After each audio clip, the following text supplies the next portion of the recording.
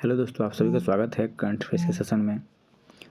और आज 8 मार्च है और आज अंतर्राष्ट्रीय महिला दिवस भी है, तो आप सभी को अंतर्राष्ट्रीय महिला दिवस की शुभकामनाएं। सबसे पहला क्वेश्चन दोस्तों देखते हैं, यह है अंतर्राष्ट्रीय महिला दिवस की थीम क्या है। कार्रवाई में तेजी, महिलाओं का सामाजिक आर्थिक स्वतंत्रता, लिंग समानता और महिला अधिकार, महिला और जलवायु कार्रवाई। इसका सही उत्तर दोस्तों एक्सेलरेशन इन एक्शन, कार्रवाई में तेजी होगा। अंतर्राष्ट्रीय महिला दिवस दोस्तों जो पहला महिला दिवस था 1909 में यूएसए में मनाया गया था। इसके बाद 1911 के आसपास ये अंतर्राष्ट्रीय आंदोलन के रूप में उभरा, जो महिलाओं के अधिकार और जेंडर इक्वलिटी पे बेस्ड था। इसके बाद 1917 के आसपास रूस के लेनिनग्राद, आज का पीटर्सबर्ग शहर, वहाँ भी ये आंदोलन के रूप में उभरा। इसके बाद संयुक्त राष्ट्र संघ ने इसे 1973 में आधिकारिक तौर पर अंतर्राष्ट्रीय महिला दिवस को मान्यता प्रदान कर दिया। तो ये इस बार का जो महिला दिवस की थीम है एक्सेलरेट एक्शन, कार्रवाई में तेजी, इससे जुड़ा हुआ है। नेक्स्ट है दोस्तों, हाल ही में किस द्वीप राष्ट्र ने अपनी नागरिकता बिक्री के लिए उपलब्ध कराई है। ऑप्शन है फॉकलैंड द्वीप, डोमिनिका, नाउरू, इनमें से कोई नहीं। इसका सही उत्तर दोस्तों नाउरू। नाउरू एक छोटा सा द्वीपीय राष्ट्र है और ये ग्लोबल क्लाइमेट चेंज से पीड़ित है। तो इसने अपने नागरिकों को पुनर्वास के लिए एक फंड जुटाने की कोशिश किया है, जिसके तहत से यह एक गोल्डन कार्ड जारी किया है पहल। इसके माध्यम से यह अपनी जो सिटीजनशिप है वो सेल करने के लिए रखा है। तो वहाँ के सिटीजनशिप आप लगभग 91 लाख रुपये आप पेड करके आप वहाँ की सिटीजनशिप ले सकते हैं। तो ये बहुत इम्पोर्टेंट है दोस्तों। और डोमिनिका 1993 में ऐसा पहल शुरू करने वाला पहला ये राष्ट्र था, द्वीपीय राष्ट्र ये भी है। नेक्स्ट है दोस्तों, हाल फिलहाल में 2 भारतीय महिला नौवहन अधिकारी नौवहन पोत तारनी द्वारा न्यूजीलैंड के लिटलटन बंदरगाह से कहाँ तक की यात्रा शुरू की है।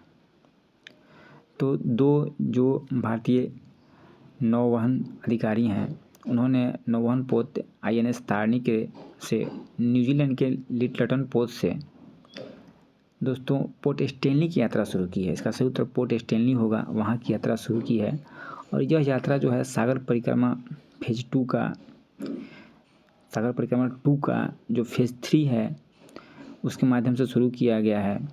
और इन महिला अधिकारियों का नाम दोस्तों लेफ्टिनेंट कमांडर दिलना और लेफ्टिनेंट कमांडर रूपा। तो ये वैश्विक जल यात्रा का तीसरा चरण है। 2 चीज़ें इससे जुड़ी हुई हैं, इंटरनेशनल डेडलाइन और नॉटिकल माइल्स। जो आप जो देख रहे हैं यही इंटरनेशनल डेडलाइन है दोस्तों। इंटरनेशनल डेडलाइन मुख्य रूप से यह एक इमेजनरी लाइन होता है, काल्पनिक लाइन होता है जो समुद्र पे खींचा जाता है और इसके माध्यम से यह नॉर्थ पोल को साउथ पोल से जोड़ता है। और यह दोस्तों यह रेखा जो हमारा 180 डिग्री देशांतर है उसको फॉलो करता है, लेकिन कहीं कहीं पे जिगजैग लाइन के रूप में यह टेढ़ा मेढ़ा परिवर्तित हो जाता है। इसका कारण राष्ट्रों को जो उनका एरिया है वो फैला हुआ है और कुछ विवाद ना हो और समय को लेकर कोई भ्रम नहीं हो, उसके कारण से यह जिग लाइन के रूप में बदल जाता है। नॉटिकल माइल्स दोस्तों यह समुद्री सीमा क्षेत्र को मापने के लिए प्रयोग किया जाता है। मुख्य रूप से किसी देश की जो सीमा क्षेत्र, समुद्री सीमा क्षेत्र होती है उसको 3 भागों में बांटा जाता है। एक टेरिटोरियल जोन, कंटिन्यूअस जोन और एक्सक्लूसिव इकोनॉमिक जोन। तो टेरिटोरियल जोन होता है प्रादेशिक क्षेत्र, जो वो किसी क्षेत्र राज्य का जो राष्ट्र का उसका तटीय बेस लाइन होता है, वहाँ से 12 नॉटिकल माइल्स तक दोस्तों होता है। और कंटिन्यूअस जोन वह 24 नॉटिकल माइल्स तक और EEZ सीमा 200 नॉटिकल माइल्स जोन तक होता है दोस्तों। इसे याद रखिएगा, एग्जाम में पूछता है। नेक्स्ट है, किस मंत्रालय ने AI कोष नामक एक प्लेटफॉर्म लॉन्च किया है। इसका सही उत्तर इलेक्ट्रॉनिक्स एवं सूचना प्रौद्योगिकी मंत्रालय होगा दोस्तों। जो अश्विनी वार्ष ने इलेक्ट्रॉनिक्स एवं सूचना प्रौद्योगिकी मंत्रालय हैं, रेल मंत्रालय भी उन्हीं के पास है। तो इन्होंने ये इंडिया AI मिशन की वर्षगांठ पर ये पहल कंप्यूटर पोर्टल और AI कोष पहल लॉन्च किया है। इसके माध्यम से AI के क्षेत्र में कृत्रिम बुद्धिमत्ता मॉडल और उपकरण विकसित करने में सहायता मिलेगा। तो ये इम्पोर्टेंट है दोस्तों। नेक्स्ट है बंगस घाटी किस राज्य में स्थित है? ऑप्शन हिमाचल प्रदेश, उत्तराखंड, कश्मीर, सिक्किम। इसका सही उत्तर दोस्तों कश्मीर होगा। कश्मीर में ही बंगस घाटी, बंगस वैली है और इसको टूरिज्म के क्षेत्र के रूप में डेवलप किया जा रहा है ताकि वहाँ के जो लोकल एम्प्लॉयमेंट को जनरेट किया जा सके, लोगों को रोज़गार मिले, तरक्की हो। तो बंगस घाटी कश्मीर क्षेत्र में स्थित है और यह उत्तरी कश्मीर के कुपवाड़ा ज़िले में एलओसी के बहुत करीब स्थित है। नेक्स्ट है दोस्तों, नेक्स्ट क्वेश्चन, हाल ही में किस देश के साथ भारत ने जल, स्वच्छता और स्वास्थ्य क्षेत्र में सहयोग को बढ़ावा देने के लिए समझौता किया है? America, Nepal, Sri Lanka, Singapore. इसका सही उत्तर दोस्तों नेपाल होगा। नेपाल के साथ भारत ने एमओयू साइन किया है जिसमें वाटर, सैनिटेशन और हेल्थ सेक्टर में सहयोग करने के लिए समझौता किया गया है, जिसके माध्यम से अपशिष्ट प्रबंधन, इन सब चीज़ों पे समझौता हुआ है। नेक्स्ट है दोस्तों, अभी हाल फिलहाल में किस सैन्य पदाधिकारी के द्वारा ऐतिहासिक सैन्य विक्टोरिया बैरक का दौरा किया गया?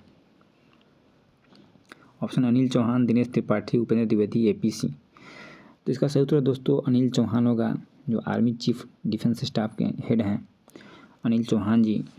इन्होंने ऑस्ट्रेलिया का दौरा किया है, वहाँ पे सुरक्षा संबंधी बातचीत हुई है, तो उन्होंने इसी मद्देनज़र ऑस्ट्रेलिया के विक्टोरिया, जो सैन्य विक्टोरिया बैरक है, वहाँ का दौरा किया। इसको याद रखिएगा अनिल चौहान। दिनेश त्रिपाठी जो है ये आर्मी चीफ हैं, नहीं नेवी चीफ है दोस्तों। उपेंद्र द्विवेदी आर्मी चीफ हैं और एपीसी वायुसेना प्रमुख हैं अमरप्रीत सिंह। ये चारों नाम याद रखिएगा। नेक्स्ट है दोस्तों, किस राज्य द्वारा भ्रामक रिपोर्ट की पहचान के लिए मीडिया निगरानी केंद्र शुरू करने का फैसला किया गया है? गुजरात, महाराष्ट्र, कर्नाटक, तमिलनाडु। इसका सही उत्तर दोस्तों महाराष्ट्र होगा। महाराष्ट्र कोई मीडिया रिपोर्ट, भ्रामक रिपोर्ट जारी करता है तो उसकी निगरानी किया जा सके, इन सब चीज़ों को लेकर के मीडिया निगरानी केंद्र शुरू किया है महाराष्ट्र में। नेक्स्ट है दोस्तों, सूडान ने किस देश पर जनसंहार का आरोप लगाया है और इस मामले को अंतर्राष्ट्रीय न्यायालय में ले गया है? अंतर्राष्ट्रीय न्यायालय में इस मामले को ले गया है। ऑप्शन है चाड, लीबिया, इथोपिया, संयुक्त अरब अमीरात। इसका सही उत्तर दोस्तों संयुक्त अरब अमीरात होगा। तो सूडान ने संयुक्त यूएई पे यह आरोप लगाया है कि वह जो वहाँ सूडान के जो आर्मी है और वहाँ का जो आरएसएस है, तो उनके साथ मिलकर वहाँ का एक छोटा मोटा सैन्य गिरोह टाइप का है दोस्तों आरएसएस, तो उसके साथ मिलकर उन्होंने सूडान में जनसंहार को बढ़ावा दिया है। तो इस मामले को अंतर्राष्ट्रीय न्यायालय में ले गया है। इसका सही उत्तर यूएई होगा। ये चाड, लीबिया, इथोपिया, ये दोस्तों इसी के आसपास के कंट्री हैं सूडान के।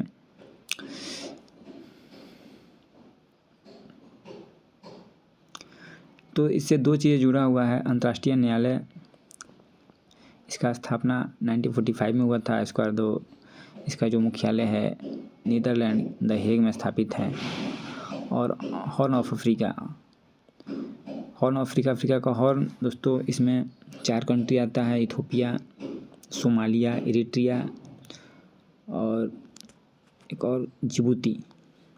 ये 4 कंट्री आते हैं दोस्तों, जिसे याद रखिएगा। नेक्स्ट है दोस्तों, हाल ही में अंतर्राष्ट्रीय खाद्य एवं आतिथ्य मेला आहार के संस्करण का मतलब किस संस्करण का आयोजन किया गया?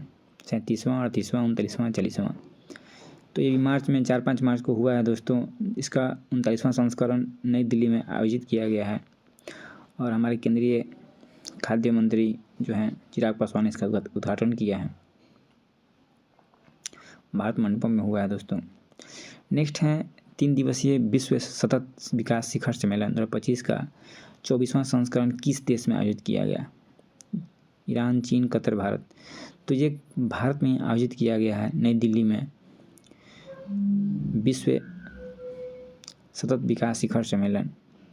और इसे जो the energy and resources institute है टेरी, इसके द्वारा यह शिखर सम्मेलन आयोजित किया गया है।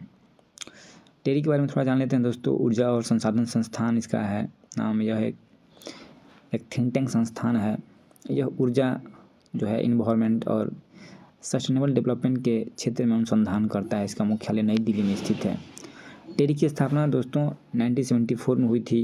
1974 में इसका नाम पहले था टाटा ऊर्जा अनुसंधान संस्थान, बट इसका नाम बदल कर 2003 में ऊर्जा और संसाधन संस्थान कर दिया गया। तो टेरी के बारे में अगर पूछेगा, स्थापना 1974, मुख्यालय नई दिल्ली और इसका नाम ऊर्जा और संसाधन संस्थान। नेक्स्ट है दोस्तों, हाल ही में कहाँ मोबाइल वर्ल्ड कांग्रेस 2025 का आयोजन हुआ? ऑप्शन है ईरान, अर्जेंटीना, ब्राज़ील, स्पेन। तो इसका सही उत्तर दोस्तों स्पेन होगा। स्पेन में जो है, स्पेन के बार्सिलोना में मोबाइल वर्ल्ड कांग्रेस का स्थापना नहीं दोस्तों, आयोजन किया गया। तो इसमें जो हमारे केंद्रीय संचार मंत्री है ज्योतिरादित्य सिंधिया, उन्होंने भाग लिया। नेक्स्ट है दोस्तों, भारतीय संविधान का कौन सा अनुच्छेद परिसीमन को अनिवार्य बनाता है? अभी हाल फिलहाल परिसीमन को लेकर के बहुत विवाद बढ़ गया दोस्तों। तमिलनाडु खास करके आरोप लगाता रहा कि परिसीमन के होने के कारण वहाँ की जो सीटें हैं, साउथ की सीटें कम हो जाएंगी। इन सब चीज़ों को लेकर यह क्वेश्चन बनता है दोस्तों। इसका सही उत्तर होगा अनुच्छेद 82। अनुच्छेद 82 में यह कहा गया है कि हर एक 10 साल के बाद जो जनगणना होगी उसके आधार पर जो लोकसभा की सीटें जो हैं उसको चेंज किया जा सकता है, उसमें कुछ सुधार किया जा सकता है, उसको समायोजित किया जा सकता है।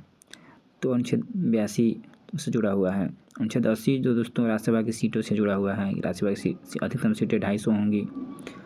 अनुच्छेद 90 दोस्तों राज्यसभा के उपसभापति से जुड़ा हुआ है। और अनुच्छेद 102 सदन की निरोगिता से जुड़ा हुआ है कि सदन के जो सदस्य हैं वो किस किस मैटर में अयोग्य समझे जाएंगे। तो परिसीमन अनुच्छेद 82 में प्रावधान करता है कि संसद प्रत्येक जनगणना के पूरे होने के बाद जो राज्यों और लोकसभा की जो आवंटित सीटें हैं उसका पुनः समायोजन करेगा।